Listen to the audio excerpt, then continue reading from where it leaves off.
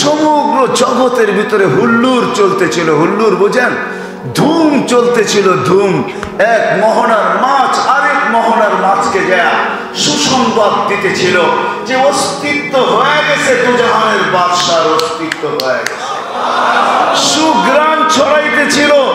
আমেনা বিধবা ছিল বটে, যেদিন অস্তিত্ব লাভ করছেন ওদিন পুরা শরীর দিয়ে সুঘ্রাণ ফুটা বাহির হইতেছিল। আর রীতি আর নীতি ছিল বিধবা সুঘ্রাণ লাগাইতে পারবে না। আমেনা যেদিক দিয়ে হাঁটতো, চলতো, ফিরতো, সুঘ্রাণের তুফান চলতে থাকতো। মক্কার ভিতরে প্রচার হয়ে গেছে, আব্দুল মুত্তালিব এই পুত্রবধূ পাইল তো পাইল কোথায়? বিধবার না সুঘ্রাণ লাগায় না। আবার ওই সুঘ্রাণ যেটা আমাদের দুনিয়ার মনে হয় না, আমাদের আরব ভূখণ্ডের মনে হয় না, আমাদের জমিনের মনে হয় না, যেটা ছোঁয়া একবার নাকে লাগলে আর দুনিয়ার কোনো সুঘ্রাণ পছন্দ হয় না। আমেনা এই সুঘ্রাণ পায় তো পায় কই? আব্দুল মুত্তালিব এই পুত্রবধূ পাইল তো পাইল কই? পুরা মক্কায় প্রচার কথা চলতেছিল, সবার মুখে একই কথা, হাটে এই কথা, বাজারে এই কথা, ঘরে এই কথা, বাহিরে এই কথা, মক্কার ভিতরে এই কথা। আস্তে আস্তে আব্দুল মুত্তালিবের কানে চলে আসছে। আব্দুল মুত্তালিব দৌড়ায়া বাড়িতে এসে স্ত্রীকে জিজ্ঞাসা করছে, ডাক তোর পুত্রবধূকে।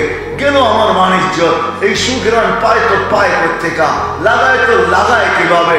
তা আব্দুল মুত্তালিবের স্ত্রী বলতেছে, শোনো শোনো, আমিও বলতে চাইছিলাম তোমাকে, কিন্তু বলি নাই। এক তো হলো দুঃখী, স্বামী নাই, আরেক হলো পেটে বাচ্চা, বিদায় আমি বলতে চাই না তোমাকে। এ যখন গোসলখানার থেকে বাহির হয় আর আমি যখন ঢুকি, তখন মনে হয় গোসলখানাকে জানি সুঘ্রাণ দিয়া প্যাক করে রাখছে। চলো দুইজনে মিলেই জিজ্ঞাসা করি, এই সুঘ্রাণ পায় তো পায় কই? ডাইকা আনা বলছে, বেটি এই সুঘ্রাণ কই পাইলি? কই পাইলি এই সুঘ্রাণ? বলছে, আম্মা আম্মা আম্মা এই সুঘ্রাণ আমার না।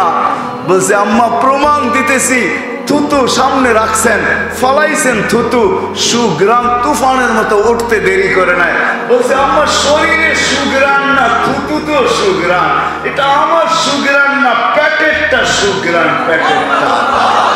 আম্মা বলার ছিল না, তোমরা দুইজন জিজ্ঞাসা যখন করলে তো বলতে বাধ্য হইলাম।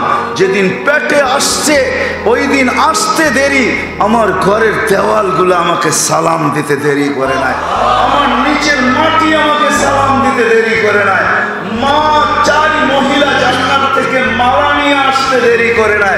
বলছে, সেই চার মহিলা আবার কে? বলে, উম্মা ঈসা মারিয়াম, উখতা মুসা কুলসুম, ইমরাতু ফিরাউন আসিয়া।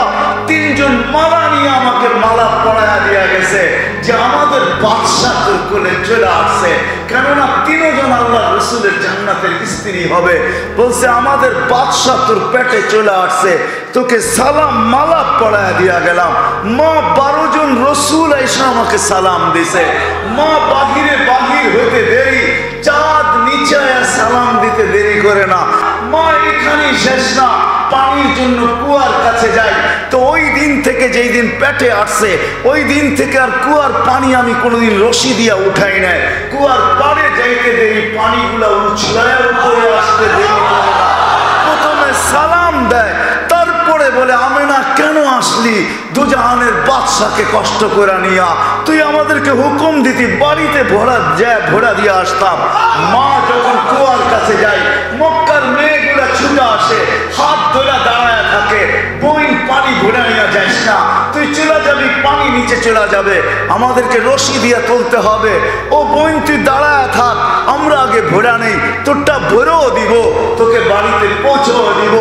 মা কত বলবো তোমাদেরকে, এটা আমার না, প্যাটেরটা, প্যাটেরটা। ইনি হলেন মুহাম্মাদুর রাসূল।